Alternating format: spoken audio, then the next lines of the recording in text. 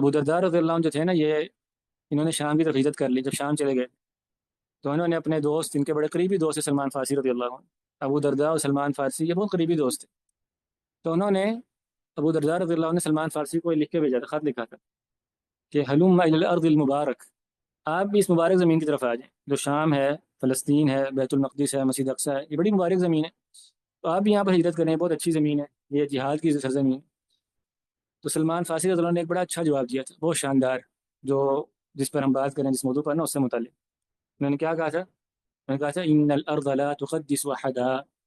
اپنے دوست کو یہ بات کی تھی، ابو درداء کو، کہ ابو درداء یہ بات آپ سمجھ گئے کہ ان الارض لا تقدس احدا، زمین کسی بندے کو مقدس نہیں بناتی. انما یقدسہ عملہ، انسان کو تو اس کا عمل پاکیزہ اور مقدس بناتا ہے.